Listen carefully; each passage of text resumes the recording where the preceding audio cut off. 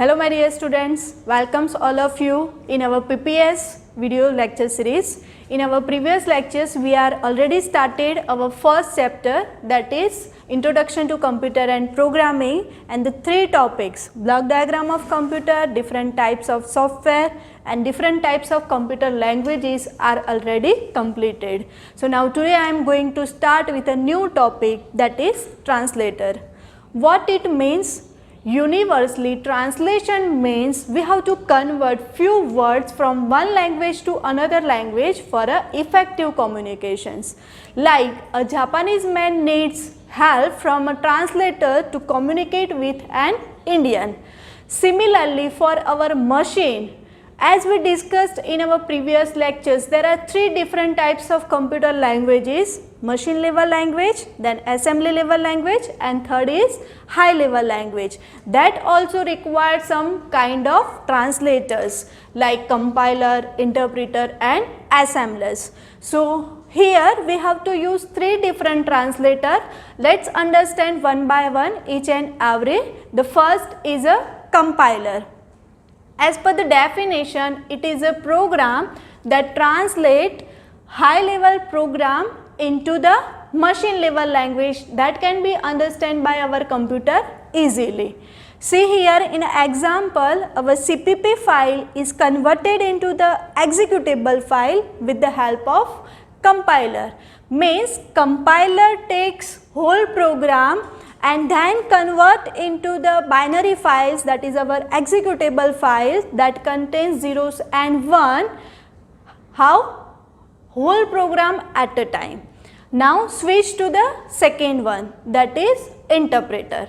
Again, the interpreter, as per the definition, is it is a program that translates the source code written in a high level language into the machine level language line by line. So what is the main difference? So it is line by line manner, but the compiler converts whole program at a time.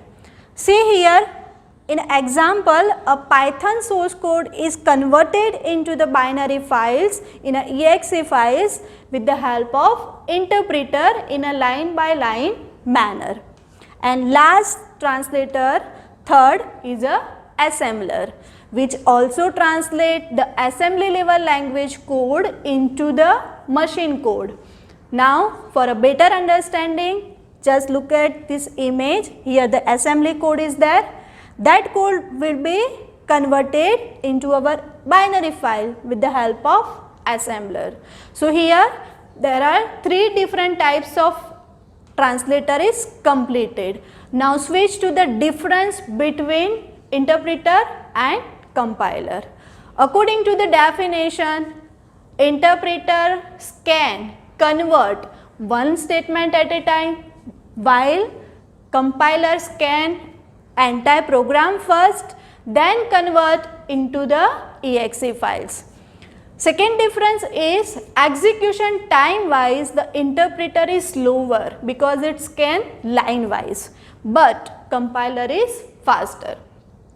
Now compiler needs more memory because when it converts, before that process that store that program into memory and one intermediate file is also generated. So that requires more memory. So here the interpreter looks like more memory efficient compared to compiler. Now according to the debugging process, which one is faster? Interpreter is faster compared to compiler. And there are so many programming languages today now. So from that, the Python and Ruby like programming languages uses interpreter, while our C and C+ programming language uses compiler. So this is the main difference between these two. Now going forward with the another type of theory, that is problem solving methods. So before solving any problem, first we have to think about that problem, how to solve. So the stepwise solution of any problem, we have two different types. First is a algorithm and second is a flowchart. Now algorithm means it is a well defined steps for solving any problem in a systematic manner. For that, see figure, we have to just give input, then some processing is done according to our input and generate some output in a meaningful form. That is algorithm. Flowchart is what? It is a graphical representation for solving any problem. So it is a graphical, means some symbols are also used. So let's see here, the table is there that indicates which symbols we have to use for which purpose. First is a oval shape that indicates start or a stop. Second one is a parallelogram that represents input or a output. Next is a rectangle. Rectangle is used for process, our expression, our formula that we have to write in a rectangle form. Next is a conditional. So conditional use diamond shape, and diamond means two possibilities, yes or no. That type of decision condition we have to write in a which symbols? In a diamond shape. Last is a arrow that indicates our data flow or our logic flow. And last is a circle that is used as a connector in our entire flowchart. Let's see the difference between algorithm and flowchart. As per the definition, algorithm means well-defined steps for solving any problem. But flowchart consists of graphical symbols, means we have to write in a graphical manner. Second is a algorithm looks like difficult compared to flowchart, means flowchart is very easy for solving any problems. And third is, obviously in an algorithm there is no any symbols are used, but a flowchart consists of some various graphical symbols. Now going forward with the another type of topic, that is problem solving methods. Now we have to apply this algorithm and flowchart concept in our programming with a different kinds of problems. So here there are three different types of problem. First is a simple, second is a conditional, and third is a repetition problem. First is a simple, means just we have to give one input, then according to the input we have to do some process on it and then generates the output. Simple, our kitchen recipe. Second one is a conditional. Now according to the name of title, we have to now apply condition in a simple type of problem. So again the condition has a two option always. So here suppose you have a two options, then at that type you have choose the second type of category, that is conditional problem.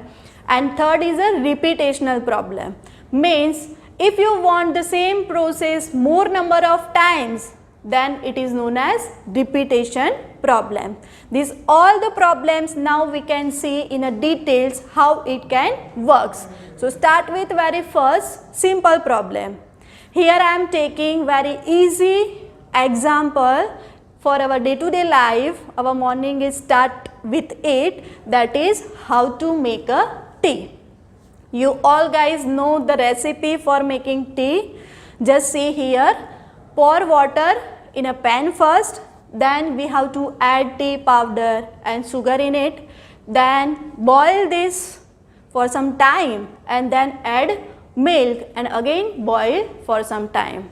Now your tea is ready, so you have to filter the tea and serve in a cup. This recipe, these steps, we can say that our algorithm. Now how we can do the flowchart for same problem? So flowchart consists of shapes, symbols. So first step is start, that is always in a oval shape, and last step is always stop, that is again in a oval shape. Now second is input, third is also input, because we have to add milk, we have to add sugar, we have to add tea powder, that is in our 2 and 3. So second and third step we have to write in a input, that is parallelogram. Then next fourth number is boiling water, boiling milk, some, that is known as process, and process is always in a rectangle. So fourth step is in which shape? 4 is always in a rectangle. And last, now our tea is ready, that is our output. So write down same fifth step in a parallelogram, that is output. So this is the concept how we can apply algorithm and flow chart in our simple problem.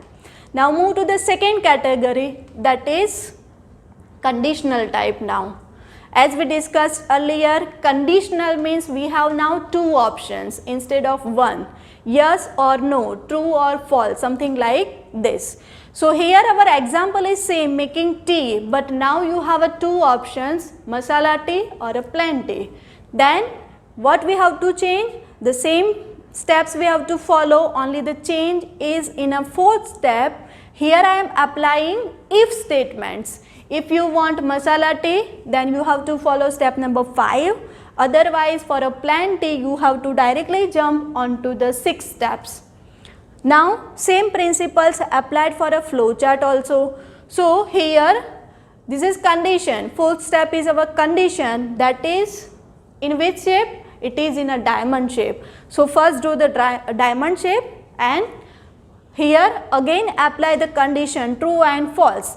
True means 5 number and false means a 6 step. After completing these steps 5 or 6, now our tea is ready, that is 7 steps. So from true or false, both of them, now we have to switch onto the 7th step, and last is 8. So this is the flow how we can make conditional type of problem. And last is a repetitional type. Repetition word you all know. The same process we are applying more number of time. So same example, if you want 3 times tea in one day, then what you have to do? You have to follow the same steps 3 times again. Instead of that, our algorithm is changed how? Only we are changing here one steps, which while you want tea second time, then you have to go move upward onto second steps. That means you have not write same step again and again, but you have to jump at some place, that is here in a step number 2. So same here, the condition is there, for that we are writing diamond shape, and according to the requirement of user, if you want for a second time, you have to jump on a true part, that is in a second step. Otherwise directly you have to go for a last step, that is top. So these all kinds of problems we are solved using different types of algorithm and flow chart. I hope you guys enjoy these lectures very well, and you are clear about the concept of algorithm and flow chart. In the next video lectures, we are starting with one technical problems of our subjects for algorithm and flow chart. I hope you like this video. If you like this video, then thumbs up. If you think this video will help some of your friends, then do share this video with them. Also, you can subscribe my channel, so when I upload new videos, you get a notifications. Thank you. If you have any query, contact me anytime.